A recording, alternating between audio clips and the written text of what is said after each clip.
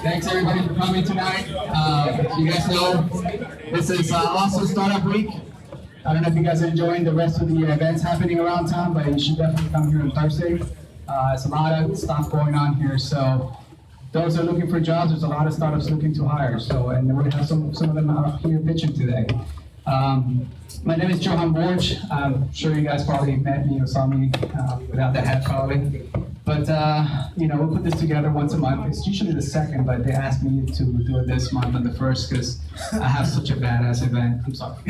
But yeah, thank you guys for coming. And wanted to let you guys know, if you guys know what the actual dots means. It just means red dot, green dot, you know, talent, investor, entrepreneur, and others. So if you fit one of those, definitely wear it. That's a good way for communication and talking to people, or people want to talk to you. I'm sure that if you have green, everybody wants to talk to you. So you guys keep that in mind.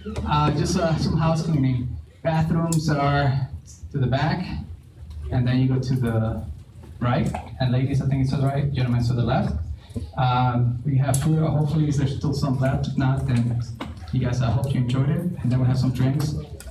Thanks to our sponsors, of course. The event happening today, we usually charge $12, but we're doing it this month for free because we have great sponsors. So definitely, we would love to keep it this way. If we can do that every month, but if not, then you know we have to charge. But it also commits you guys to come, so that's great. A lot of events are free. 200 people at RCP, only half of it or less of that showed up. So that's another reason we charge. The other things I wanted to mention was we have, if anybody parked downstairs, there's a parking pass that you can get it from those ladies from Capital Factory. It's only $5 to park. So definitely you want to pick those up if anything. The other thing, we're doing a raffle for 2 shirts or a hat. That will be passing around a little box if you guys want to drop your business card or just write your name. And we'll do it at the end so you can actually win. We do raffles, other event stuff. I think last year we did a raffle for ACL tickets, and we did South by Southwest tickets. So as long as we can get our hands on it, we'll try to provide it to you guys so you guys can benefit out of them. And I guess we'll get started in just a couple of things I want to go through. This event is by me, my wife, and the actual ambassadors or volunteers we have here. If they can come to the front, Tony, Nika, and Lydia. I just want to, thank them because they actually put a lot of work into setting this up, the food, the drinks, and getting you guys in here. And definitely later on, I want to have them to come to the front and kind of say something about what they do for their business, so you guys know. If you guys want to volunteer, definitely come talk to me or them. We'd love to have you more. And we're expanding to different locations to have more ambassadors. So, and also we have next month, we have Joseph Kosher.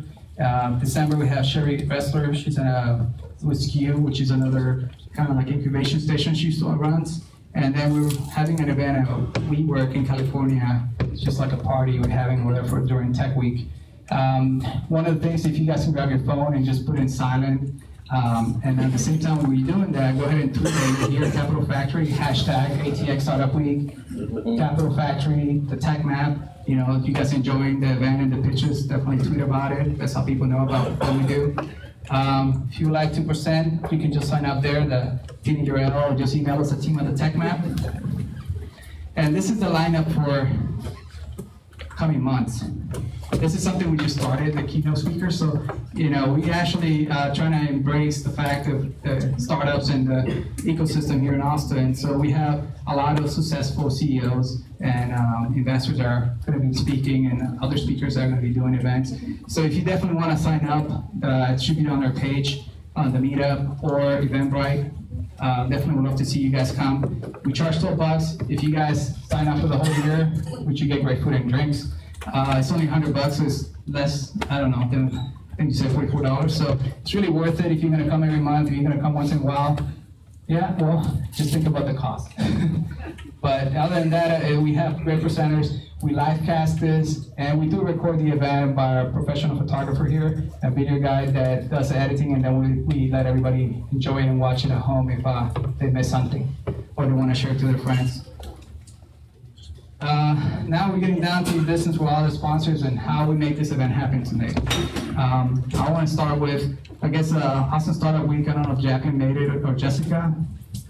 Well, I guess not. So just want to say, you know, they put this together every year. It's an awesome event. You should definitely check it out.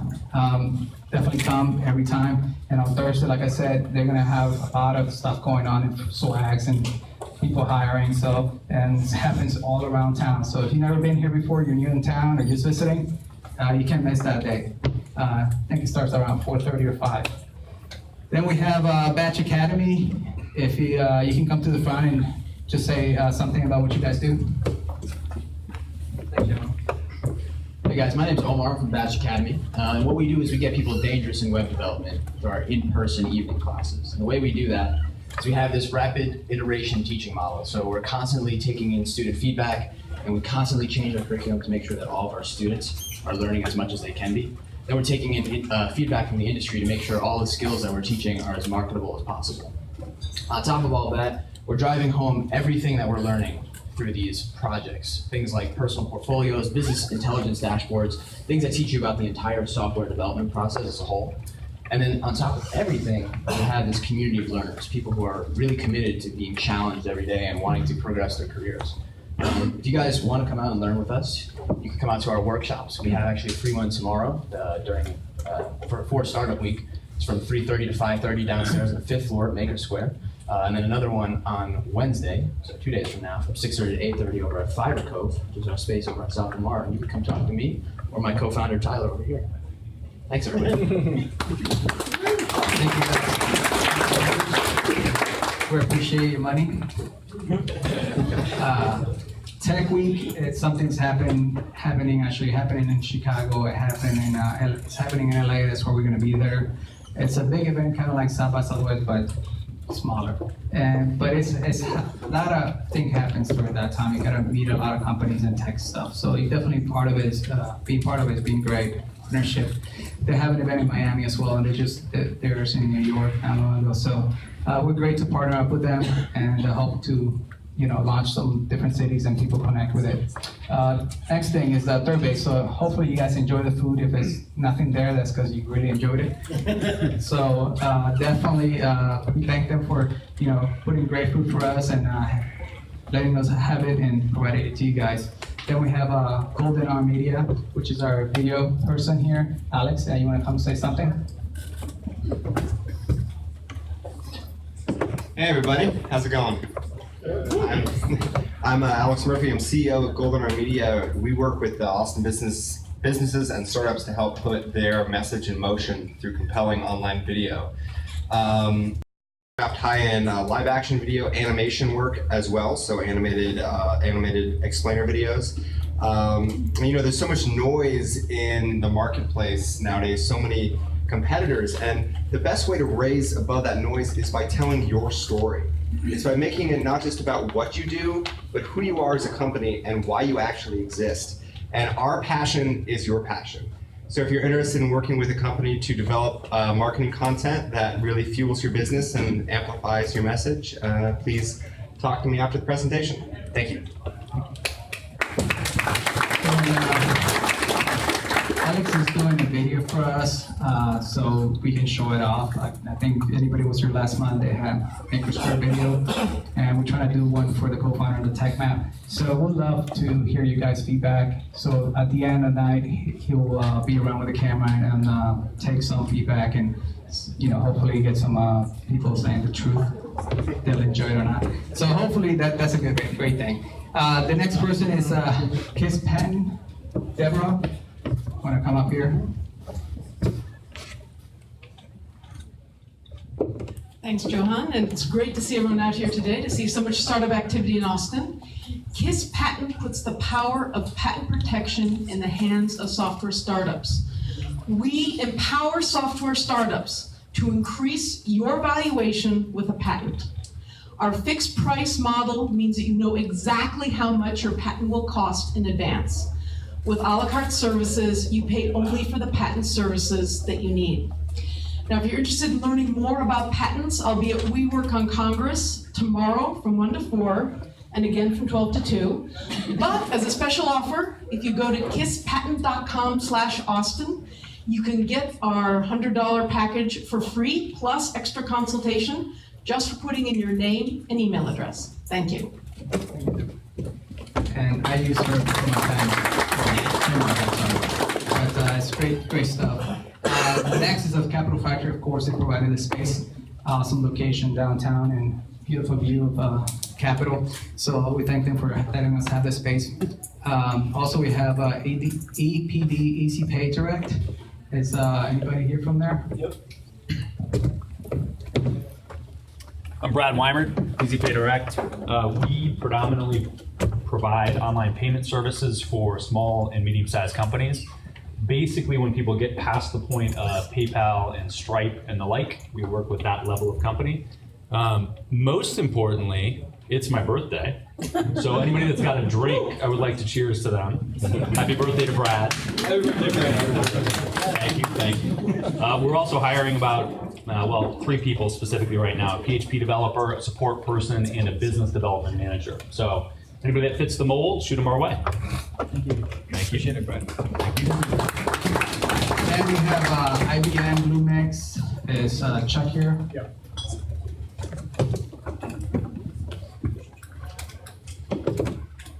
Hi, my name's Chuck. I'm part of the IBM Austin Cloud team, and we're very busy this year sponsoring events and meetups like the Tech Map, Tech Breakfast. We just had a Smart Camp competition. So we're very interested in this audience because of the way Austin has such a high concentration of startups, developers, and entrepreneurs. So you see IBM Bluemix, it's one of our core cloud solutions. We want to make Bluemix available to everyone, and we have lots of different ways we can do that. So please come see me afterwards.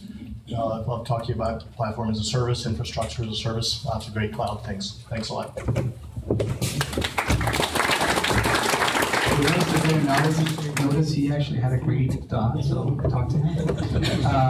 The other thing is, we're actually doing an event together with Awesome Tech Breakfast. I think it's November 3rd at IBM. Anyways, I'm going to be sending an email about it. It's $40. We negotiated with them to be partners, and they'll let our members do it for 50% off, so it's only $19 to our members. So we'll send an email if you're signed up to the meetup or newsletter. That is kind of like pitching to VCs. We'll have 13 VCs so far signed up. We hope to have more, and you can pitch them in a 60-second kind of scenario. The next person I want to bring in is, of course, Macomb School of Business, Mandy.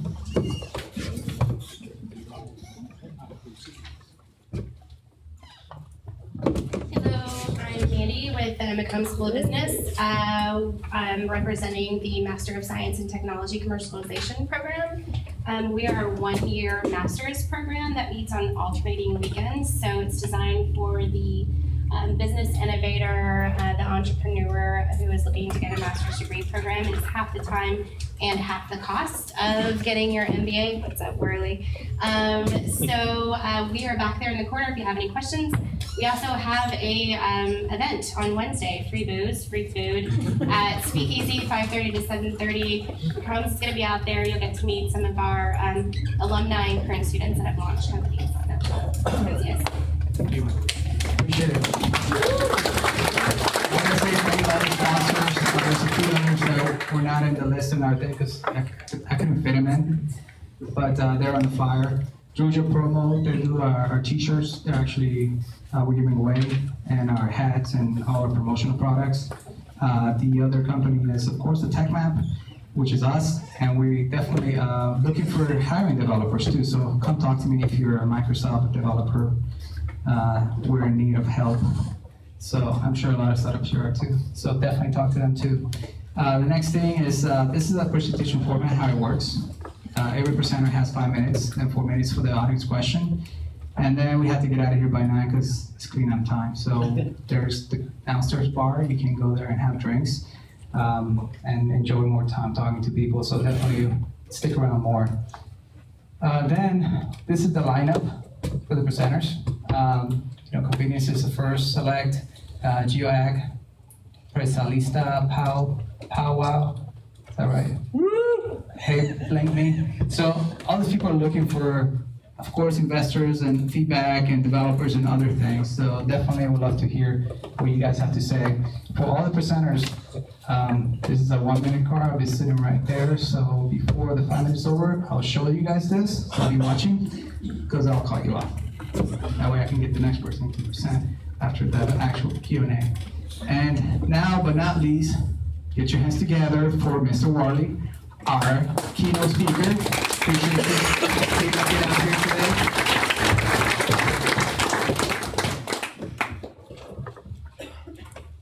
My name is Brett Hurt, though. Oh, Completely wrong. yeah, so they mentioned that.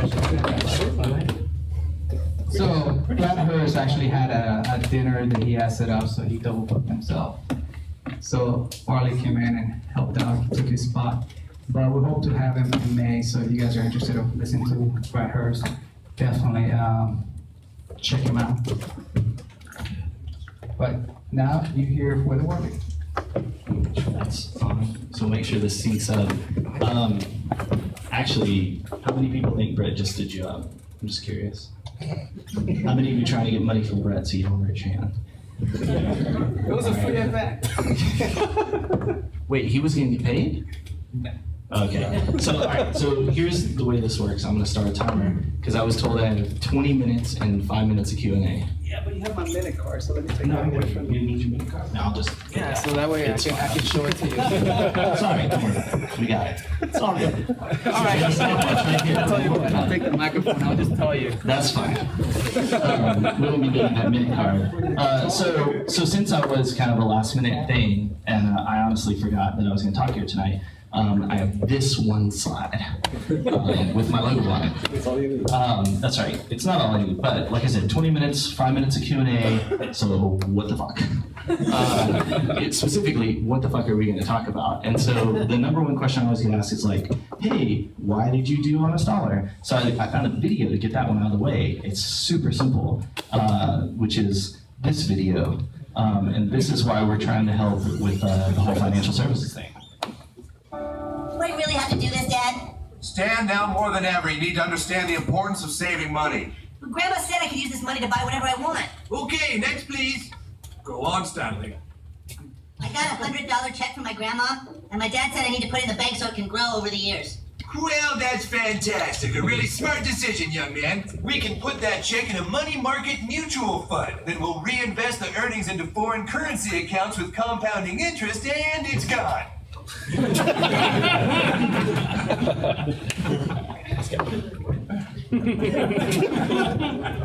What? It's gone. It's all gone. What's all gone? The money in your account. It didn't do too well. It's gone. What do you mean? I have $100. Not anymore, you don't. What can I do to get that I'm money? sorry, sir, but this line is for bank members only. I just opened an account. Do you have any money invested with this bank? No, you just lost it all. Then please stand aside for people who actually have money with us. Next, please. Hello, Mrs. Farnickle. How are you today? Making a deposit, are we? Great. We can just put that into your retirement account and make it go to work for you, and it's gone. What? Sorry, yeah, that's gone. Please step aside for people who actually have money with the bank. Next, please. Dad! Hey, I'm trying to teach my son the importance of savings. You already lost his money? Oh, Mr. Marsh, don't worry. We can just transfer money from your account to a portfolio with your son, and it's gone! Money with the bank only, please step aside. So then the question is now, what the fuck are we going to talk about for the next 21 minutes? But that's it, and that's all I'll talk about. So as I turn this into Q&A eventually, don't ask me about my company. If you want to ask me about that, ask me at a more appropriate time, like when you're buying me a rum and Coke or something downstairs in the bar you mentioned. So what are we going to talk about? First of all, I was concerned you guys didn't have monitors, and that was freaking me out. It's like my worst side, so I hate that all of you are sitting right there. So here's what we're gonna do. So I'm gonna do something that I used to do a long time ago, I haven't done in a while, that everybody loved, which is use this, the most amazing slide ever created, that says enter question here. And so what we're gonna do is we're gonna Q&A the entire thing, because it is startup week, and you guys probably have a ton of questions. And if you waited for me to ramble and actually hit the thing about funding you want to know, or the thing about shitty investors, or whatever the case may be, it would probably never happen. And then you'd email me, when I would ignore the email, because it's in there with a bunch of other emails I don't want to read. And it's not because I'm too good to read them, it's just because like once it gets to like 3,000 or 4,000, I just like, well, fuck email. People text me, I'll answer them. but I'm not gonna put my phone number up there, so don't text me. So we're gonna Q&A the entire thing. We have almost exactly 21 minutes as of right now. And don't worry, see, I'll minute marker myself with that thing. Who is gonna ask the first question? That was fast. Who did your video and how much did it cost? That was stolen from South Park. I did the video. It cost me Screen Capture Pro and about 20 minutes. Because every time I try to use that program and leave it running, it never ends right. It always crashes or something. So unless you sit there and watch the whole thing, it doesn't work. Other question? So I am starting a marijuana app, and I am interested in knowing if you thought that I should get co-founders here in Texas or in California. Are you high? Only if. You don't go work. All right. Only if. Hang on. Because. Yeah, all right, we're gonna take all the questions and we're gonna come back to them. All right, what's the next question? Somebody sort of raise your hand? No. No one over here has any questions. Is it gonna be cool if I bar all of you from asking any questions for the remainder of the presentation? It's like my job here is done. All right, no question. I have a Colorado connection for her. Awesome. That wasn't technically a question. It's kind of like Jeopardy. You got to ask in the form of a question. You can't be like, I also smoke weed. There's a couple of Colorado who do, so problem solved. I'll just go back and delete the weed slide. Now I'll get back to it. Other questions? Serious questions? Yes. What's the #1 question as a new entrepreneur that you wish you would have asked? Oh, that's a great question. Whoops.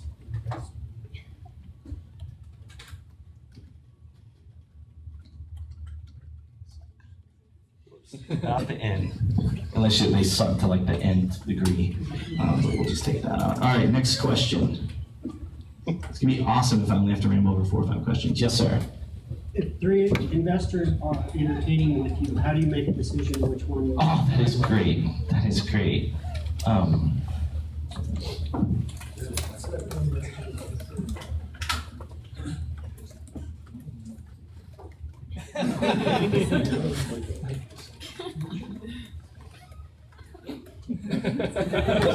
there we go. Got it. It's very true. Other questions? Are co-founders essential? All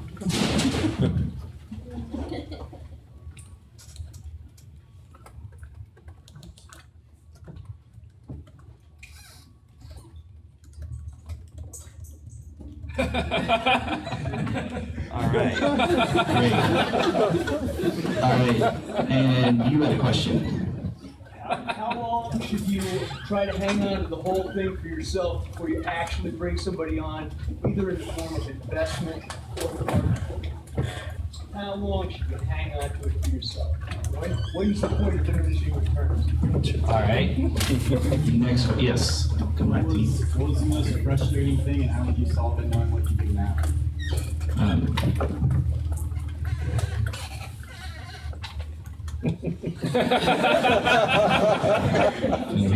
have a feeling we're going to be really drilling very close to home on a number of things. Yes, ma'am. What is the most common mistake you see young entrepreneurs make?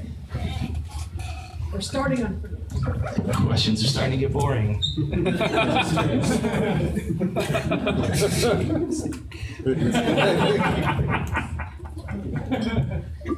Can you answer any questions?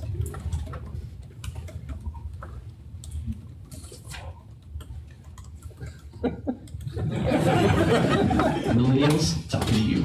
You show up to work at like 11:30, and then you have like a 3-hour lunch, and you leave at 4. You want to know if I'm going to serve you meals or whatever? No. Yes, sir. So how many pallets of ramen should we be buying to get started on our startup? No, yeah, that's a good. I'm going to take that one in a different direction.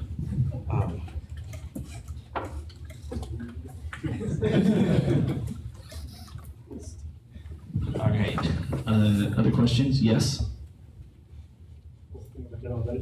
Should companies get profit? You like hesitated. You were like, hand, question? Well, that wasn't me, it was him. Should companies find a project that has the profit early rather than the...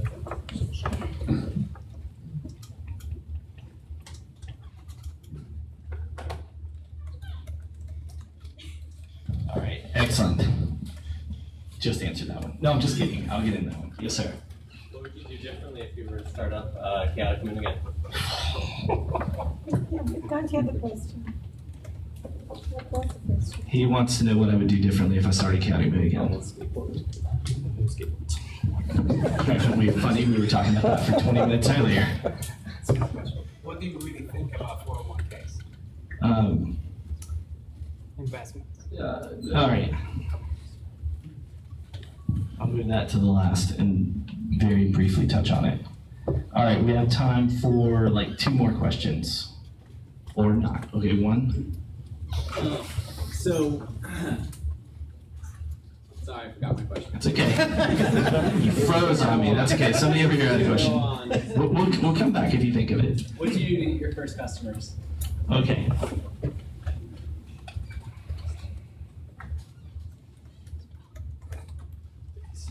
Great. All right. And then, did you think of it? Yeah. Should you start a company in an industry that you've already been involved in, or should you start any random idea you have? Got it. All right. Let's do this. We have all the questions. We know what we're talking about. We have 14 minutes. Really? You're the first question. So if I remember correctly, you started by telling us all you were stoned, and then your new BFF over here was like, I'm also stoned! I heard weed. I'd like to meet the pretty lady that smokes. And so you're looking at whether you should work with anybody in the state on a weed app or not, right? Yeah, so I actually was out in the Bay Area, and California obviously has it medicinally legalized already. Right. So that's great. And you see dispensaries out of every street corner. And so I was checking out for co-founders and CEOs there. Crazy expensive, very hard to get, and also engineers, very hard to get because you're fighting against like Facebook and Twitter. So I was thinking, I'll check out Austin. So I want to make sure I understand this right, and just everybody slap me down if I'm off. You guys are hearing it too. So you want to make a weed app. Your first point of progress is to find someone else who smokes weed in Texas to build the app with you. No, that was wrong. I'm just kidding. There's things I'm looking for. I'm looking for a CEO co-founder. Yep. So I'm a doctor. You don't need them. If you're a doctor, you have a PhD? No, I'm Just kidding. Never mind. That was a horrible doctor joke. Because you'd be surprised how many MDs would be like, I do. You'd be like, so are you really a doctor?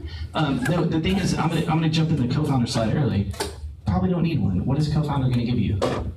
Because what's about to come out of your mouth is they have the money, or they're gonna write the code, or they know how to build apps, or whatever. Those are all people you hire, right? And that's not to be down on all co-founders. I've had tons of co-founders throughout my career. I made a ton of money with them. Building this doesn't seem like you need a co-founder, and certainly not this early. You should find people who can execute on it, work a deal with them, and get it built, and you should save as much of the company as entrepreneur for yourself so that you have control, because remember, getting co-founders in, very, very easy at any phase of a company. Getting them out, very, very difficult at any phase of a company. If I'm willing to give up equity because of time and experience, etc., then you don't have enough entrepreneurial experience. So because remember, when you do a startup and you take a co-founder and then you take money, most startup teams, you see these big IPOs, $1 billion, the company sold $500 million, and you think those people are rich, but that is not actually the case. Because in most cases, the startup team and the management team ends up with about 10% of the company, sometimes less. So if you want to do it for more than just love and you actually want to make some money and do it, you're gonna have to be very, very careful about that. But I will be happy to talk to you about it after, because I actually just invested in a weed app. So, touche. But I don't know that those stoners know what the fuck they're doing, so maybe I should talk to a doctor. All right. I said investors, they suck. But whose question was this one for you? Second question. See, you guys don't even know. Perfect. Best audience ever. Here's the deal. Everybody here's what you tell the investors you want. You tell them, well, we need to be able to like take this and do research, get the market, build an app, all this other bullshit. Here's what you mean. I have a day job, and so if you give me money, I can quit the day job, and then I can go try to start the company. And here's the sad, unfortunate truth. That is not how it works. That is not being an entrepreneur. That is not taking any risk. I mean, maybe you're taking a risk on taking somebody else's money, but if you want to start a company, you have to do it nights and weekends, in the middle of the night, and off hours, and bargain with attorneys, and do all of these crazy things. Because the fact is that you should take a seed round. Maybe. I advise against it. Okay. It depends on the industry you're in and what you're trying to achieve. And then that gets you a prototype and all these things, and then you get to an A round. That's a little bit more serious. Okay, and with that, you can go out and improve the market and get some traction and all of those good things. And then you can go get some kind of growth round. And then after that, with very rare exception, like Uber, where they're like, we're gonna do round Z to raise another $4 billion and split it up amongst ourselves, right? Sounds cool. Yeah. Then you probably don't have a business that makes any money. And the fact is they're really shitty ideas. And so why waste the beginning of your company and the momentum you have on bringing in investors who are going to be a distraction, even good ones. And again, I say jokingly they suck. I have investors. I love most of them. But the fact is they're going to be a distraction. They're going to give you a ton of advice that may or may not be relevant. Now, if you need advice, find a mentor. Trust me, Bob Metcalf will talk to anybody, for sure, 100%. 100%. I can hook you up. In fact, we should give his number out at the end of this. I'm sure he will. But the fact is you need to be an entrepreneur. You need to go and you need to build something or design something. If you can't build anything, go survey with SurveyMonkey for almost free 10,000 people about a weed app and be like, okay, here's what I know. There's at least 10,000 senators in Texas. They all think a weed app is awesome. But seriously, I'm picking on you about the weed app all night, you know that, right? Okay, it's just the way it's gotta go. I've never been so lucky. The first question is like, I have an idea. It's perfect. Except for once in Canada, the porn guy. That was also awesome. It was like, say you're building some sort of community of masturbators. I was like, I'm sorry. It's like, where do you start? Like identifying who's in the community. And I was just like, well, hang on, I can help you. How many people here masturbate a day? Everybody was just like, that's fine. Who do you want to sleep with? Continuing on the investor theme, warning, you could catch something really, really bad. Remember, when you have an investor, there's only two ways of you to get them. You can take them as debt or you can take them as equity. And there's a variety of other crazy things, but every 5 years a startup community would be like, or they could be like an angel, super angel, whatever plus, where they give you debt, but then it's kind of equity, but it can convert unless things go bad. Just avoid all of the newfangled stuff. You're either gonna owe them money, or they're gonna convert that money into equity, or you're gonna give them equity off the bat. Never give them equity off the bat, all right? And as an investor, I tell the startups that come to me for money the same thing. Like, I want to see a vibrant entrepreneurial community here in Austin. To do that, you're going to have to make other people rich. To do that, you're gonna have to guide them gently or roughly to how they're gonna actually have a shot at doing that. Because if I take 30% of your company, and then you go to run out of money, then I have to take more of your company if I'm gonna give you more money, and then I have control of your company. And that's not your company anymore. And I guarantee you that's where all the dreams die, right? How do you pick an investor? Super tough question. I write all of their names on a little piece of paper on a dartboard. And then I take a dart, I kind of throw it, I'll hit like him in the head and over the wall, and then I'll hit one. I'm like, that's a guy for me, right there. Just kidding. It's very hard to pick them. And even when you pick them, you can't predict things. So here's what you can do. Public data. Go search. Make sure they haven't been sued by other startup people or other investors, right? Ask them for references. Ask them for company references. You should be asking the investors more questions than they should be asking you, because you're the one who has a company you're going to give a part of. It's not just a company, it's your fucking dream. So why would you just willy-nilly give up a part of that because somebody's going to write you a check so you can quit your job and go follow that dream, right? Your dream doesn't decrease in value anymore. And that's not to say you need to be an ass to investors, They serve a very vital role, but you have to recognize what their role is. It's not in most, the word is investor. It's not friend, it's not partner, it's not co-founder. They are an investor and should be treated as such. And there's nothing wrong with that, okay? And when you find good investors, they want to be treated as such. Because here's what most of your serious investors don't want. When you find a serious investor and you pick them, they don't want you to call them and say, hey, what about blah, blah, blah, blah, blah, blah, blah, right? They could have a million people that could do that, right? So it depends on who they are. Co-founders, no better way to fuck up a cap table. Everybody that I know in Austin has 3 co-founders. And my last company did, and we're very lucky. We made a ton of money, it worked out great. But if you have a co-founder, even if you've known them for years, it is highly likely they will probably leave the company. There's a variety of reasons. You get an investor and the investor says, hey, the co-founder's a risk, or the co-founder decides they want to take the idea in a different direction, and you fight, or whatever the case may be.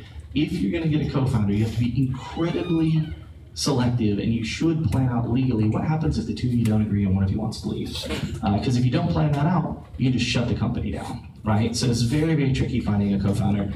I suggest you try to go it alone and then figure out what you don't know, and then you'd actually have the beginning of criteria to pick somebody to work with.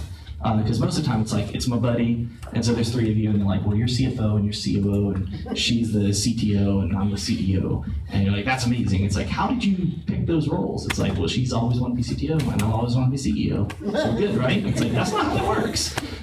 Be very, very careful. So the other question, this question is rich or keen, right? What I mean here is you get to pick one. You can be rich or you can be keen. Being rich means you probably give up a lot of the company. Your co-founder probably gets a better title than you. Investors eventually get on your board and run things. Startups are a team sport, okay? And so if you play a team sport, you could be rich. If you want to be king and you want to be CEO of a 2-person company here in Austin, that is awesome. And you can keep rotating that through different company logos on your business card. You're probably never going to get anywhere. You don't get to be both of these. I modified this and said rich or king or happy, and that's what I want to be. Right? Bob Metcalf asked me in the presentation the other day, about this, and I said, well, I'd rather just be happy. And so, I focus on what am I going to wake up every morning, love doing. At the point where I don't love doing it, then I'm out of there. And it's not because I made a ton of money. It's not because I have some credibility. It's just that's a life choice that all of you can make. Every single one of you can say, I'm going to do a cool startup and I'm going to be happy, and that's okay. And it may mean you leave things that you love. It may mean a variety of things, but trust me, you can do that and you'll be a much, much happier person for it. Again, what have we learned about investors? Not your friends, not your buddies, they're investors, right? Usually, it says again, fuck investors, people get this confused. Usually you have to sleep with them to get the money, right? So I literally mean like go and fucking investor and get a check and put it in the bank. But the serious thing is, we're beating them up because it's startup week. But again, you don't need investors in the beginning of your startup. You all only want the money so you can quit your job. Just fucking work harder. Like the startup, millennials. Startup doesn't mean like somebody pays for your paycheck and then you go out and what do? You sit around and do your idea from 11 to 3 or whatever hours you guys work and then you quit. I mean, it takes a lot of work. Most of you do not need investors at the face. And by the way, investors would thank me for saying it because a lot of investors are tired of hearing 8,000 ideas that are probably going to go nowhere. They'd much rather you be like, I worked on this for a year, nights and weekends, I made it badass, and this is what I learned, and this is the plan. No weed apps in Texas. I just think she's paying attention. Again, investors, it's not a mistake. I'm not saying you don't ever need them. I'm just saying, when do you need them, right? Getting an investor is the equivalent of getting married, and be the equivalent of all of you saying, you know what? I just saw a girl. I think I should get married. I just saw that dude. He looks like a good person to marry. No, that's not how that works. Would you do it? If you treat getting investment like your dating life and you're like, I should get to know these people and maybe do a background check, that would go a long way to keep you all out of friends. Now, this part, the end is near. Get money fast. Never in the history of anything have there been more seed investments. 1 minute. Unfortunately, man, who took that mic away? All right, we're gonna get like 30 seconds, everybody. We'll go fast. Here's the deal. No, in 2012, few seed investments, plenty of Series A, plenty of Series B. In 2015, more seed investments than ever. All the people that made money in the A decided they want to be growth equity instead of venture capital, so they moved to the B, and that means there's a huge supply and not a lot of demand. So if you have a seed round, and that goes for my company as well, and you don't have an A round in the next, like, pretty soon here, like I've got a timer just for that on my Apple Watch, you're probably not gonna get an A because that whole thing's gonna implode because it does it every 10 years. Should be a shock to anyone. It's not a bubble, it's a natural cycle, right? It's what happens. So that answered your question. Because I'm short on time. Yes, always charge customers money for a product. I don't even care what's done. Be like, we're gonna build a product that will be great. We're gonna let you invest in that for half of what we would charge you in a year. Like, don't be afraid to do that. You should always be trying to get the cash, always be closing. What would I have done different at Chaotic Moon? If I hear one more thing about that fucking mind control skateboard, I swear to God, I'm blowing my brains out.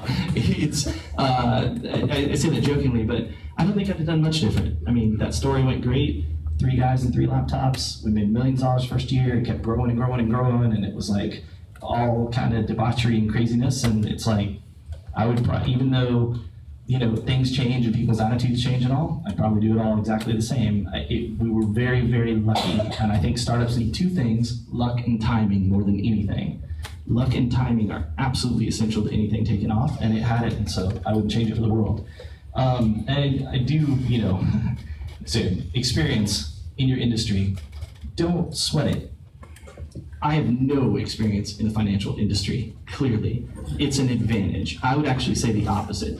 Having someone who has the experience to keep you out of trouble, especially if it's regulated, that's a good plan. Having someone go into a market who knows nothing about it means they're going to ask questions nobody's asked, they're going to not care about the rules, they're going to have to reshape things. It's a very, very good approach on that. And your last thing, and then we're 1 minute over, I apologize. I thought you meant extra minute. Sorry. I did, sorry. 401ks. You know, look, I'm not a 401k basher, but if you listen to all the common wisdom, they say invest until the match and then roll it over into something else. Probably not a good sign that that's a great thing for you to invest in, if that's the path. Most of the companies have been sued in the last year by their own employees over their own fees. Also, probably not a great sign. I just, you know, I don't think people understand what they are, and I don't think they use retirement tools appropriately, and that's why our first product's in that space. So thank you very much, appreciate all the time, and there are a few questions.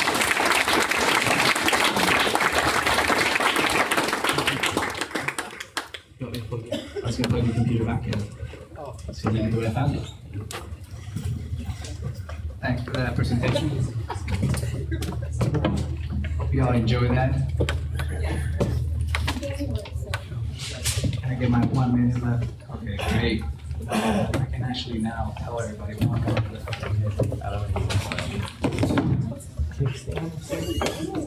Yeah. Sorry for the technical difficulties. But now I understand why he didn't want to send me his presentation slides. I asked him, and he's like, no, I like to keep a secret. I'm like, really? What's the secret about a presentation slide? He just does it on the fly. The secret is don't have a presentation. That's the secret. All right, I think we're back up. And now that our keynote speaker's done, we're gonna have the actual speakers pitching their companies. So first up, Convenience Select. Come up. Let me get you up here.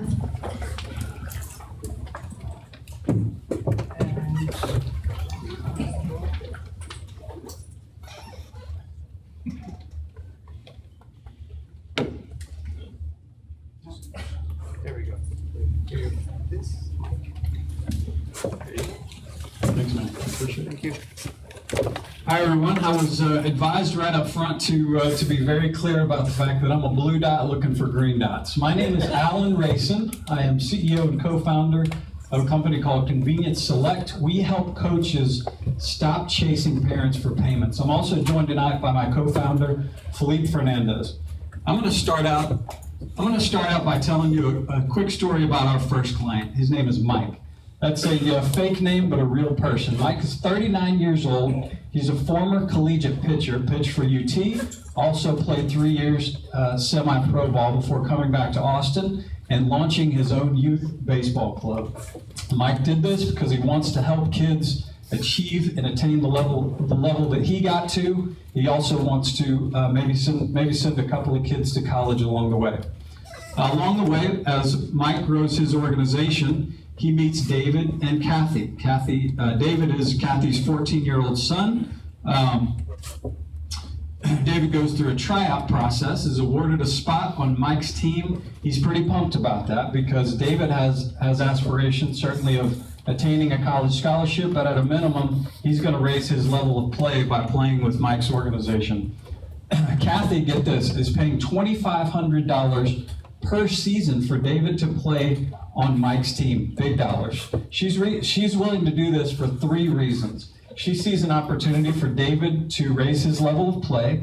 Certainly, she sees a high likelihood that David has a better chance of making his high school varsity squad. That's cool, but her payoff is that she sees a higher likelihood that David is going to obtain a college scholarship at the end of the process here. Kathy is paying Mike in cash or check. Crazy. Mike's cool with this because he doesn't really want to rock the boat, but he knows this is going to be a train wreck for him as he tries to reconcile all of this, just to know who's paid and who hasn't. So especially as he grows his organization, it's going to cost him time and money, certainly. So to bring Mike's story current, very cool story. He now has 10 teams, 120 athletes, 15 coaches in his organization, is bringing about 500 grand a year through his organization. Herein lies the problem. Youth sports teams are wasting time and hemorrhaging cash chasing payments. 46% of the time, they are taking cash and check for the monies that they are owed, which causes a significant administrative burden. The other issue, Mike hates asking people for money, so there's anxiety there as well. In addition, people like Mike are spending 5 to 10 hours a week trying to reconcile this mess. So it is a big problem, and we frankly think it's unacceptable. Here's our solution. We are seeking to leverage existing products that are in the marketplace, bake them into our platform, and frankly make them better. I'm going to give you an example. Payment scheduling, for example. There are ways to pay in full, there are ways to pay monthly, that's all good. PayPal's doing that. What we are doing is also layering into our platform the ability to collect in uneven amounts. This helps us bring revenue forward for these organizations and frankly match their expenses because a lot of their expenses are front-end loaded. Payment processing, we use Stripe, it's our back end. Debit and credit capabilities, but we're also folding in ACH. We'll have that loaded in the next 30 days. Reconciliation and reporting to know who's paid and who hasn't. I mentioned PayPal. Another 28% of these clubs are using PayPal as a tool, but they're complaining to Philippe and I that it's inefficient from a reporting perspective. So we just picked up 74% of all the payments that are coming through this organization. Here's our unfair advantage. We are bringing all of this to these clubs in a do-it-for-you platform. We are handling the entire payments process for them. They offload it onto our platform. So we are leading the do-it-for-you revolution within youth sports administration. We need them to get through tryouts, get that roster set, turn it over to us. So what we do is we handle all the communication with the family. We follow up on missed payments. We provide reconciliation and reporting at the end of the process to know who's paid and who hasn't. The market, it's big, 12 billion, 7 billion is travel, not necessarily our business. 5 billion does roll through these clubs, of which drives our business model. The traction. Philippe and I have only been full-time with Convenience Select for 5 weeks. Already we've got replicatable sales metrics, bringing us 1 new team a week. We were working on it part-time since December of 2014. We're in our 2nd season with our beta clients. Again, I'm being very upfront. We're looking for investors. We are seeking investment. Those proceeds will be used to replicate my sales efforts and also for Philippe to continue to build onto our platform things that our clients and prospects are asking for. The ability to more efficiently onboard mid-season, that's pretty key. Also adding new payment functions to our platform. So I know my time's up. I look forward to answering some questions rather. So shoot. In the blue in the back. $12 billion, was that domestic? U.S., correct. So you worked with anybody over in Europe? Because they have, I imagine they have all these soccer clubs that cost big bucks to get into, which is global. I mean, I like the idea a lot. You have a lot of expensive, markets out there that probably. We love believe me, we want to take this approach international. We're just in Texas right now. And as we all know, sitting right here in Austin, Dallas, Houston, San Antonio, man, there's thousands of clubs. We're making 80 dials a day, 8 to 10 demos a week, closing one team. And so we're talking to a lot of them, and there's a huge need for that. Love the broad vision, for sure. Sir? Thanks for speaking. I'm curious what's specific to the youth sports market that makes a platform necessary for that in particular, as opposed to platforms that handle other service and service marketplace. Yeah, that's a phenomenal question. So the metric, or the dynamic rather, that makes this special is a lot of these clubs, like Mike, get founded by former athletes. So these people are great coaches and mentors. They're not good business people. They frankly despise the business aspect of this. So we are bringing a business, kind of businessy solution to a marketplace that is dominated by non-business types. And man, they really eat it up. I mean, a lot of them are using PayPal right now and cash and check, as I communicated. But to your question, it's the former athlete dynamic that is driving a lot of this. Shoot. Yep. What's the planned sales motion? I'm sorry, say that again? What's the planned sales motion? You said you were going to hire 3 salespeople. How do you plan to reach the market? Yeah, so our game plan, employees 3, 4, 5, and 6 for us will hopefully be former athletes themselves. I mean, we want to bring on men and women, hopefully, that have her question, excuse me, I should have repeated it. Kind of the sales approach, I think, if I'm getting that right. Who are we looking for? So we're looking for ideally for former athletes, if we can identify them. I am looking to replicate what I've been doing in an internal sales, with respect to an internal sales group. A lot of outbound calls, a lot of dials. Former athletes immediately connect with the people that they're calling on. Did I answer your question? Yeah, how are you going to get leads? That's a great, you mean leads for new clubs? You say you're going to have people call. Yeah, phenomenal question. How are we going to get leads? That's a challenge for us right now, to be transparent with you. We are using Upwork. I got 4 contractors in the Philippines scraping websites right now. So we are getting roughly 300 leads a week. So it's enough to stay in front of me a couple of weeks, but at $80 a day, you can do the math.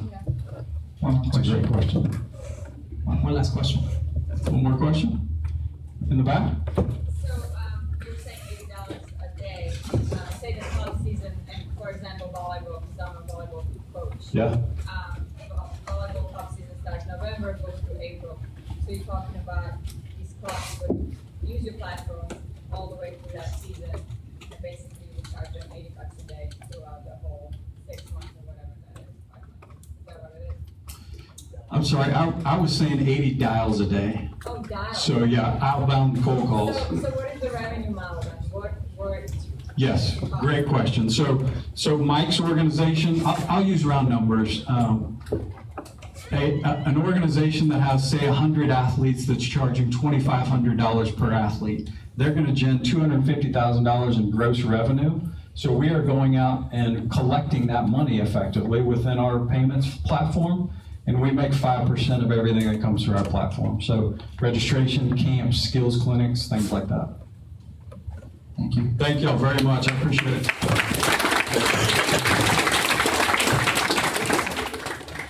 So I got good news and bad news, guys. Whurley left, and he said that his investor was calling him, so you guys gotta take a call from them every night, I guess. The good news is that if you guys need to get in touch with them, email me and I'll forward it to his email. Just kidding. Alex. Max.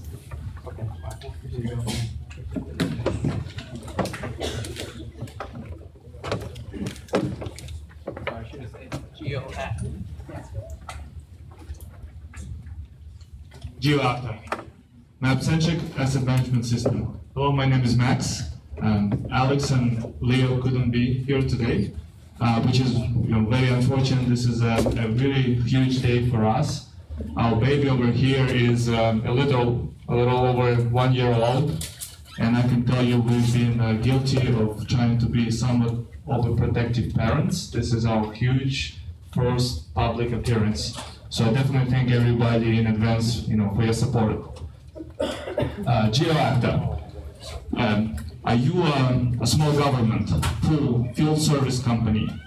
Do you have assets? Are they visible? Do you manage them? Are they mapped? Are they GIS enabled? Roads, traffic lights, bike routes, pools, spas, lawns, you name it. Anything you can really see around you. Do you track the details? Do you track your history? Do you communicate with your employees? Do you interact with your customers, your vendors? Do you manage your costs, your prices, more importantly, profitability?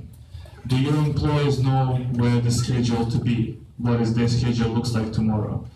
Do you forecast? Do you have maintenance plans for your assets? Does your accounting department have what they need to do their job? So GeoActa would like to answer all of this and some of the other questions, and we would like to present a very visual, simple, flexible way to manage your customers and assets. Simply find it on a map, use a very simple visual tool to create your assets, get an instant feedback, and about your asset and the dimensions. Change your view map if you like. Represent all of the assets for any particular customer to get a full visual depth of your relationship and continue growing it even further. As I was working on that slide, I thought it was very cool, and we'll get some response, but maybe this one will look a little more familiar. So this is data from City of Boston, lakes, bike routes, railroads, imported into GeoActa system. So when it comes to the government. Once your assets are geographically represented, it's time to act.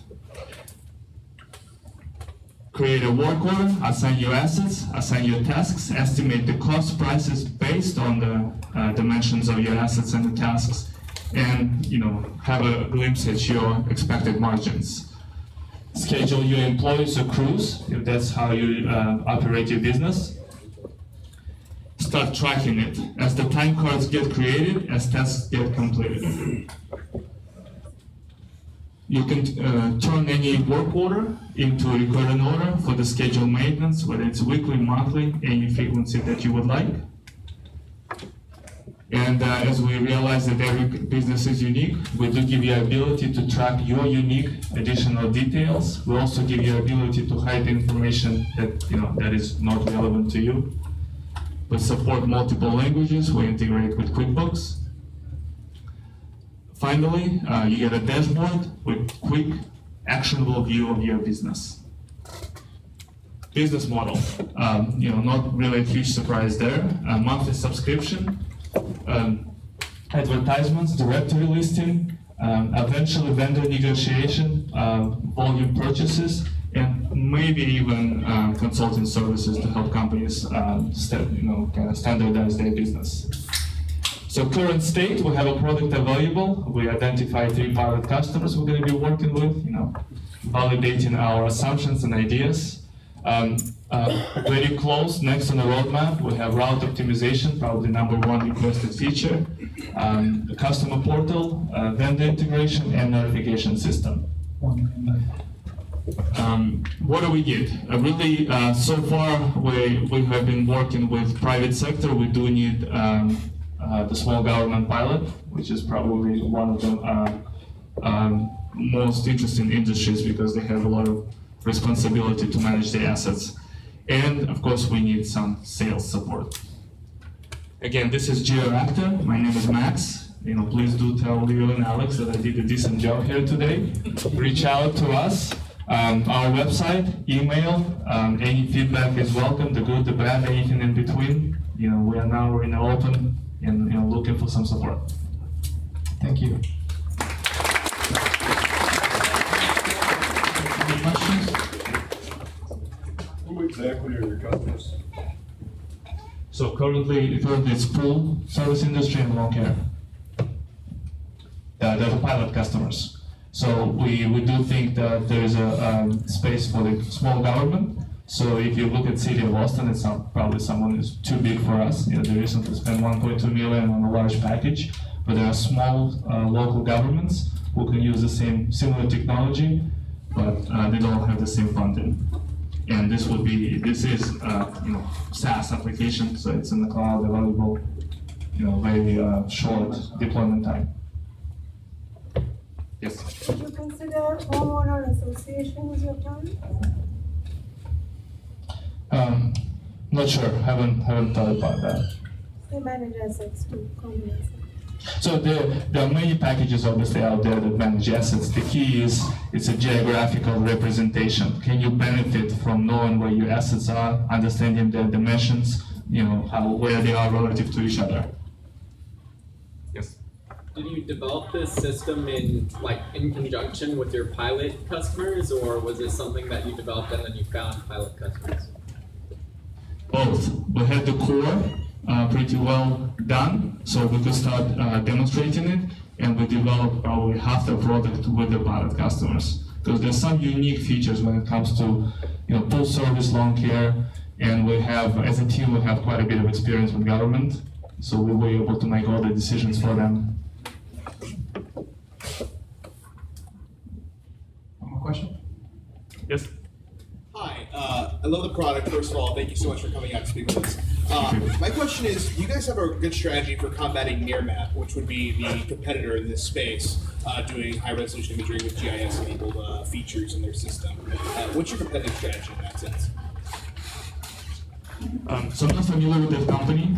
We definitely have a lot of competition. So from SaaS, cloud-based solutions out there that simply do field service, to the enterprise software providers that use very expensive GIS technology. So I think the play here is small to medium business. This is a cloud offering, so nothing to install. Definitely it's going to be inexpensive, relatively speaking, to big enterprises. And the key is it's simple and visual. It's going to have the core features, advanced features, but we're trying really hard not to overcomplicate it, and that's why we kind of stopped our development for now. We really need that validation. Last question. Do you have a mobile application solution for those that are in the field to get updates on their schedule? So good question. So currently it works as is on the tablets, on your laptops. So far we don't have a huge, we don't think there's a big need for any kind of a smartphone, because we do expect the technicians to use tablets. And it would work as is, due to the technical responsive design and so on. I have a newspaper that administrates all of AEP, American Electric Power plants, but they don't have a solution. On my new best friend. There you go. That's good. Thank you. Appreciate it. And this is what really happens here. You get to meet people that can connect you with other people that in your field. There's great technology coming up here. So the next presenter is Specialista, Mr. Andy.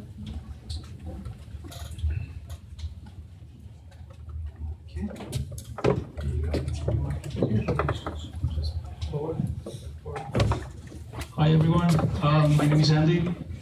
John Bennett, here in the audience is my advisor. He's the reason I'm here today, so thank you very much. Before I go into the presentation and explain what Specialista does, I want to talk a little bit about content. Content is everything that is around us today. Every time we go online, we get exposed to text, we get exposed to images, video, voice. There's a lot of companies that actually have made a lot of money using content for free. Facebook is the most popular example, they use content created by consumers and they don't pay for it. Everybody else actually has to pay for content. So that's what Principalista does. We basically help companies develop this content and help them publish the content without the copy and pasting. We also help them distribute the content to the social landscape through paid channels. And then we help them measure how the performance of this content is, if it's good, if it's bad. How do we do this? Well, we have created technology that basically transforms the content pipeline into a streamlined process.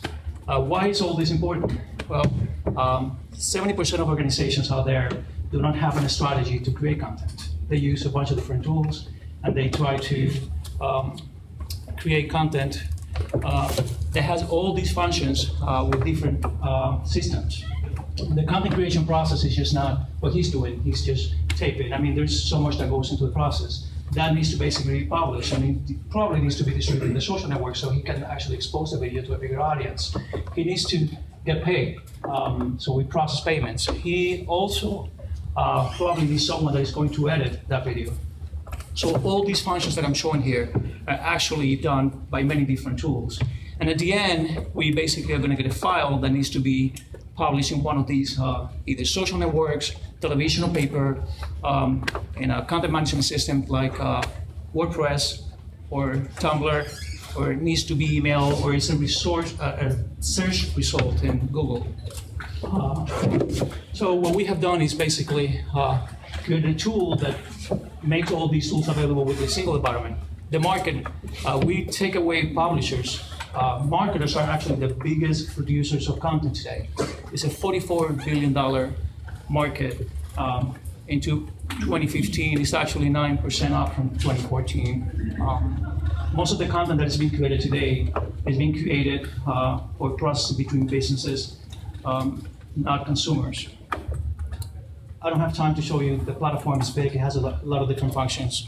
But this is actually a diagram of what it looks like. It's a modular platform. It's a SaaS offering. We charge companies to have access to the platform, and then we charge transaction fee depending on certain actions that take place within the platform. We have a whole full editorial workflow, a way to manage the workforce that is related to the content creation, which nowadays is getting more and more based on freelancers instead of people that you maintain in your staff. We have a way to publish through an API, or we push content through places like WordPress, and then distribute through social networks. And consumption strategy has to do with basically collecting analytics without using Google Analytics or anything else.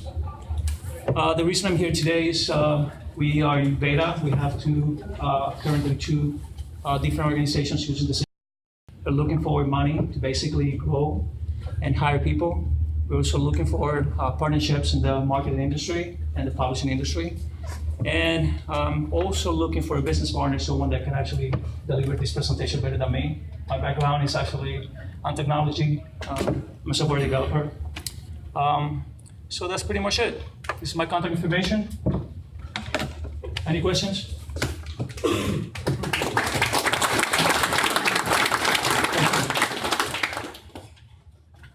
All right. Who are your target audience and customer right now? Mostly marketing companies. I mean, marketing companies are the biggest producers of content today, not publishers. What size? Medium-sized companies. I'm currently actually hosting these on the cloud, and it could be escalated, but I don't have the means to basically target the big guys. Any other questions? Yes. What's the difference between your platform and one like HubSpot, which purports to do a lot of the distribution and management functions that your startup has? There's actually differentiation points. For example, what I have is in different languages. HubSpot is not. I'm not that familiar with HubSpot specifically, but there is other competitors. There is a lot of competition in the content production field nowadays. Compose, for example, has a really good offering, but they don't process payments. There's other ones that don't have a free lance workforce to actually produce the content. So it depends. Our process is completely different from HubSpot. HubSpot has a different way to orchestrate the content and how the process works, which is completely different from ours. I actually have talk to customers that have used HotSpot. That, by the way, if you are going to implement HotSpot, probably you're going to need someone that's going to charge you $75,000 to set it up and run it for you because it's complicated. It's not an easy system. That's what I heard. Mind you don't need that. It's pretty much a simple application and serves the purpose of what marketers need today. Anybody else? Sir? What are you guys doing to create content? Well, we don't create any content.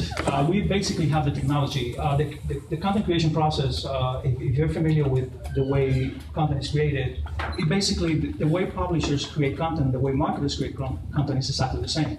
It has to go from the inception of the assignment all the way to publication.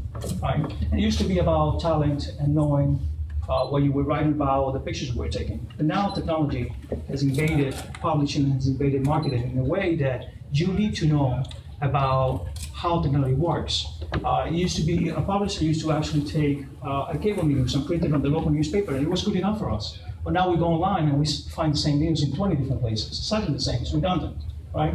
Publishers used to actually print an ad on a magazine and ask the publisher, how many subscriptions do you have? 100,000, and that was it. But now they need to measure unique clicks. They need to measure impressions, visits. So it's complicated. So what the company does basically is take away all that complexity and allow publishers and marketers and companies that create content to concentrate on the content creation and the quality, the uniqueness, and concentrate on the target audience actually that these contents be produced for. It takes away all the complexity that the organizational stuff and structure brings into the equation, as well as the technology. So we don't produce content, we basically offer all the tools that they need to create the content. One more question. All right, well, thank you very much for your time, guys. Thank you.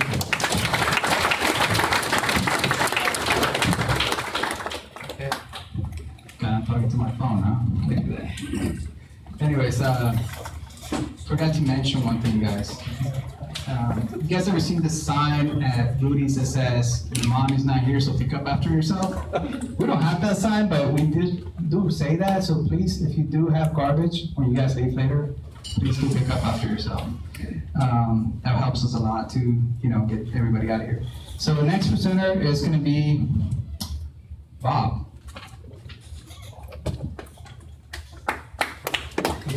Thanks, Amber. That's my co-founder. Thank you. So I'm Bob Sheriff. This is my partner, Will Parks, who gets nervous around big crowds, so he's going to sit down for this one. We want to talk to you guys today about powwow. Can y'all hear me okay at this level? Okay. So powwow, find your tribe today. So here's the problem. I wrote in a question, but let's really talk about it.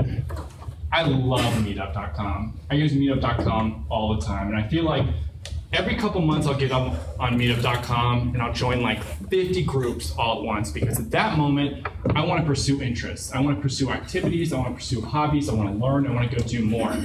The problem is every time I join one of these groups, or say RSVP for an event, it's weeks or months in the future, and by the time the actual event rolls around, I either can't do it or I don't actually want to do it that day, right? So really the problem is, and we can actually look at it here today, Johan over here is amazing at organizing these groups, right? He finds special interests, he finds the people that love him, and he puts together really interesting activities that we all come to, like we've come to tonight. But the problem is, there's 100 people here tonight. After this event's over, that's it. Maybe you met one person, maybe you met a couple people, but overall, once this event's over, that's the last time we're probably gonna see each other, which is crazy, because we all love this stuff, right? And this one's particular tech. Some people love soccer, some people love basketball, some people, a lot of people, as it turns out, love board games. So here's the solution. Oh, just kidding. Here are your options so far today, right? You've got two groups here. You've got friends and you've got the general public. Now, if you're trying to do something in the future with friends, use Facebook events. Facebook events is great. It's totally got this covered. If you want to do something with friends today, you use text messages. Now, if you want to do something with people, the public, people who love to do what you do, but you don't necessarily know yet, you can either use meetup.com or you can use Facebook groups, which again, I think they cover the future weeks from now in a really good way, in a way that allows you to gather the right amount of people for it. But if I want to go do something today, let's say I want to put together a Monopoly game tonight, and I need 3 people. How do I do it? You do it with Powwow. So Powwow is the missing piece that allows anyone to find others to join in an activity today. It's essentially a tool that goes, who's in? Based on your location, based on your interests, based on timing. Now, I'll just let you guys look at these slides real quick. This is a popular space, and there's a lot of people after it. And I think it comes down to a number of points of why we differentiate. Number one is we put events over people. You don't want to date friends, right? I don't want to look through your photos and look through what you've said to decide whether or not I want to go play Monopoly with you tonight. I just want to know, do you want to play Monopoly tonight? Real quick, this is really funny. So we've been out in the market for about 2 weeks. We've been working for months with building it, and we've had a ton of meetup admins and Facebook group admins and just like people who run huge groups to make sure that this is actually something they want. And it's been almost entirely across the board a humongous yes. But kind of offhandedly, I introduced it to my cousin who goes to school up in Babson, which is in Boston. And I'd never thought that this was something that was for college students. Because I thought of it more of, you're older, you don't know your groups anymore, you can't go do as many things as you'd like to do anymore. But funny enough, he went and told 20 friends who told more, and now it's taken off. And this is, I don't know if you guys can tell, this is Washing Wednesday. Somebody threw up, I'm gonna do my laundry. What?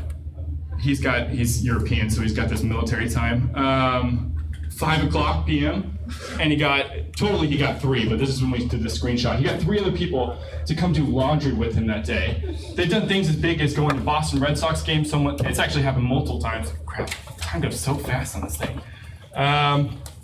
It's blowing up at different places. Time restraints, this one's actually not true anymore. We had a feedback group with them. Originally, we set this up to be only the day of, so you can see things I'm gonna go do right now. But in actuality, it's a much better event creator than anything out there right now, and that's the feedback we've gotten, so we've opened it up to a week.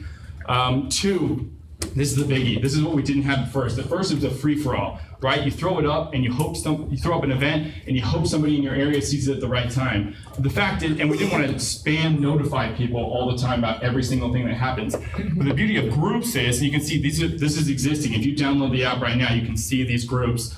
If you love something, you follow that group just much like you follow a meetup group. So when someone in that group is trying to do something, you will get notified of it. We've got some weird things on here already. It really lends itself to weird. Go to market. This is what we've been doing. If you want to talk to me afterwards, we've actually got a huge push we're about to make that I'm not going to talk about tonight. But we have 50 plus meetup admins who have said yes and are pushing their groups onto it. 30 plus admins of Facebook groups have said yes and are pushing their groups onto it. And we have 17 conferences booked. Again, we've been out for 2 weeks. We have 17 conferences booked that I said earlier, board games are a huge thing. It turns out they're really, really big, and they have open tournaments or open conferences, and they're using it exclusively to manage that. And the big push is easy. We're not trying to create new groups. We're not trying to find new people. This already exists. People love what they love. We're trying to take that and give them a better tool. Someone said it to me in the right way, and I've never been able to figure out how to repeat it. We're trying to democratize the process of creating events. If you had to sum it up, this is Twitter meets Meetup. Finally, our ask is, we're not asking for money, we're not looking for money. Like, well, we've got a great team, and we're good for right now, but I'd love to just hear your questions and general feedback. Thank you so much.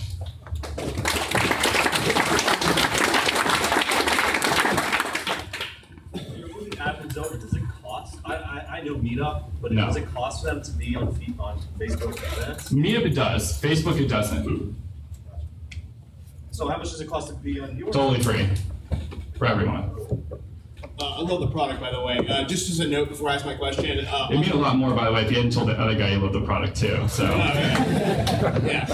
Actually, on the App Store, to let you know, Powwow, the name is, you have a Powwow Radio, Powwow Radio HD, a Powwow Cowboy Totally. on the App Store above yours. Just to let you know. No, it's annoying. But the one thing I want to ask you was about the network effect. I went on Powwow, I'm actually on it right now. and I can't find anything happening. Yeah. And it's kind of dead. So my question is, how are you going to use? What's your growth marketing strategy to get the network effect going? So we can talk after this. College is a new area. We never thought about it. I'm 28, my partner's 30. This was for us, right? I built this for us. I didn't see that somebody else was having a problem. I tried to fix it for it. I want to go do more things. I want to be more spontaneous with what I love. So that's why I built this. And I never even considered colleges as being a cool way of doing it. So you know what? I'm trying to be mysterious about it. It's not mysterious. We're going to go kill it at one college. It was going to be Babson. It's going to be St. Edward's. Look out for it. We're going to go kill it at one private college, blow it up with all groups if there's content immediately, and then we're going to grow from there. Because you're right. The minute it's dead, right? No one wants to be the first person to create an event with what looks like a wasteland. So we have to be big already. You're welcome. Comparing this with say Meetup has, because you have the investment required to create a group, it's actually easier to find groups because there's fewer of them and they're more well defined. I'm so curious how you go about finding particular activities. Are there like hashtag keywords, or how do you make it? So I mean, this is a discovery, right? This is the groups already. I mean, you can see them already here. And Neighbor and I, his name's Will, but everybody calls him Neighbor. We made 5 of these, and I think there's 25 as of right now. There's not a ton of members at this point, because again, we're less than 2 weeks old, and we're just now getting the push. But you create it. I mean, you right now, what do you love? What do you love to do? Play music. Boom. How do you get someone to go play music? If you want to jam today, right? You push that button. That button looks a lot better now, actually. This is up. Every day is a learning experience, and we keep updating. You create that group. Jam sessions, people find it on their way into powwow, and then you throw it up there and say, I'm looking to jam today. And boom, you've got people to come. One more question. So since one of your biggest differentiators is the time constraint of like not being away in the future, but sort of being at least a week in advance, like where is that? How long is that? How do you regulate that? Yeah, it's super frustrating, man, because when I first pitched it to Neighbor, this is our 4th project. We left our jobs in January and said we're going to figure out how to do something. This is our 4th project. The rest of them have been B2B. I wanted it to be like 20 minutes, right? I want to go do this thing right now. But of course, that was ridiculous, and he's a really smart guy, so he was able to convince me that we should keep it to a day. But now we're seeing the people that are using it are asking for more days. It's just a better event creator and recruiter. So right now it's a week. Who knows? We'll see. I mean, it might be in the future. We'll see how people use it, but just the simplicity of it seems to really speak to people in terms of events. If I had to use an analogy, the way that Instagram took the best part of photo sharing from Facebook, we're taking the best part of events and making that powwow. Great. I wish I could answer all your questions. Thank you so much. Yeah, there'll be more time.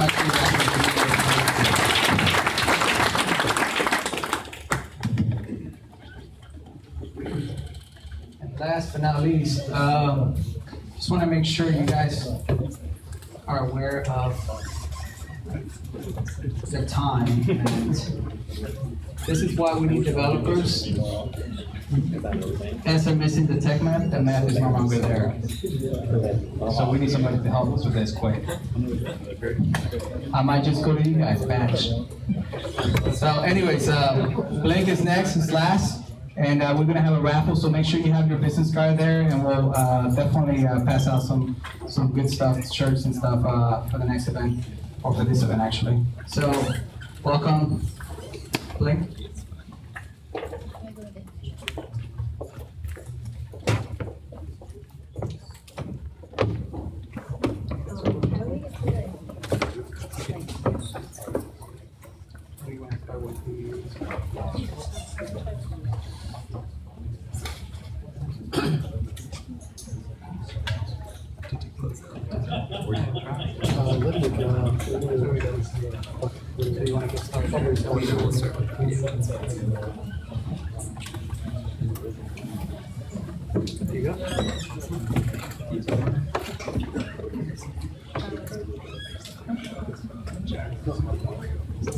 Okay, so we're Hey Blink Me, I'm Jen. And I'm Evan. So we're working on solving the issues in the dating space. You'll like it, promise. So we've gone out, we've talked to a lot of dating app users, and so the thing that we've found is that people are just feeling like robots because it's swipe left, swipe right, tap, tap, click, click. And dating is really an emotional experience, and online dating is just emotionless.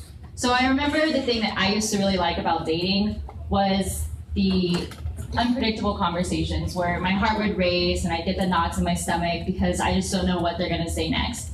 The problem with today's dating apps is that there's such canned text responses. There is no mystery on what's coming after hey cutie winky face.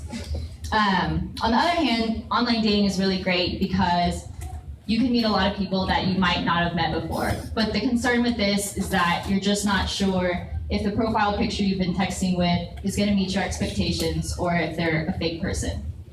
So we've created Hey Blink Me, which is a live stream speed dating app.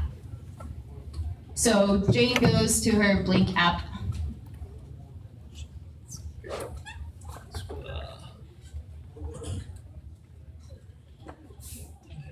Yeah, I got it.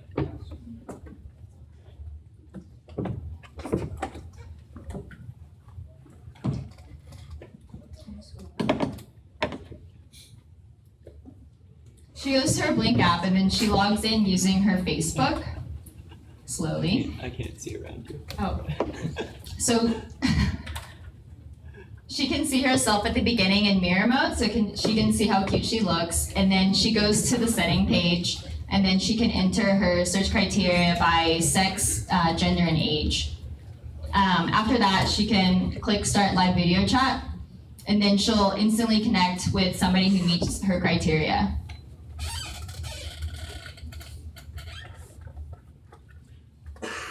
In this case, she meets a really cute boy named John, who's also looking to meet the love of his life.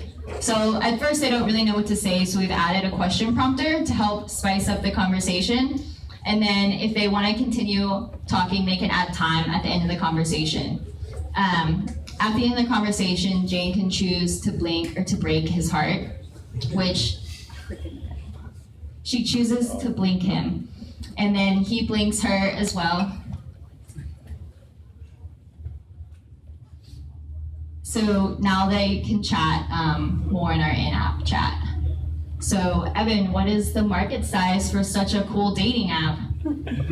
Sorry for being terrible navigating over here. So for the market size, so there are 22.6 million people that are in the age range that we're targeting, 25 to 34-year-olds mostly. About a fifth of those people are actually on dating apps already. Now we're targeting a much more niche market than this, which is actually speed dating. So if you go to Meetup, there's a lot of talk about Meetup tonight. So if you go to Meetup and you look at organizations which are focused on speed dating, there are over 1 million members that are in those organizations. So if so now how do you actually get to those people though? So we're doing 3 things. We're doing events, which are either in person or virtually through our app. So we can host an event on our app where a Meetup organizer can create a speed dating event for their group, and they can host it there and have people come on. And we're also doing in-person events for those organizers so that we can essentially sponsor them, right? So the second thing you can do is that we're doing is marketing through social apps, Twitter and Facebook, of course, right? The next thing is viral quizzes and videos. So we've actually already implemented in Austin a quiz at atx.1in1mil.com, which is essentially a 6-question quiz which has 1 million different combinations and matches you with one other person. So it's a quick, fun sort of BuzzFeed style quiz that really engages people. And then they want to share it. So we launched this about 30 days ago, and we've already gotten 500 people who've taken the quiz. And these are all qualified leads for people who actually want to use dating apps and meet people. So now that you've found the users, how do you make money? So there are 2 different things. So we can do a revenue share on events that Meetup organizers create on our platform. So the second method is just doing premium and paid features that users will, add, increase the amount of spend that they're gonna to use our app. So where are we today? So we went to Angel Hack back in May. We won, and we have been invited into their Hackcelerator program. We are pitching to you all before we pitch on October 29th in San Francisco. And we are having our launch party for our ATX 1-in-1 Mill quiz on October 16th. So if you took the quiz, then you get to come to this party, and that's how we'll increase our awareness with those people. And this is the team. We'll take any questions. Why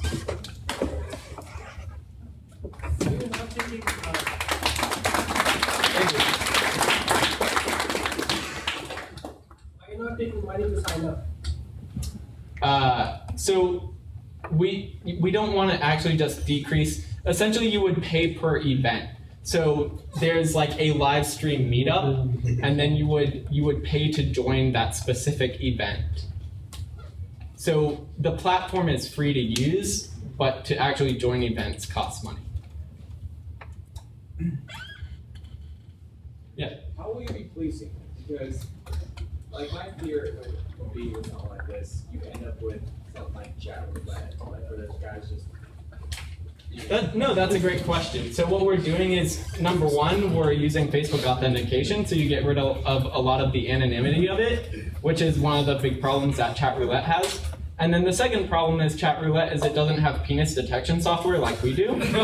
So, we just do that and then we block you. We don't actually have penis detection software. It's just facial recognition software, but we're calling it penis detection software.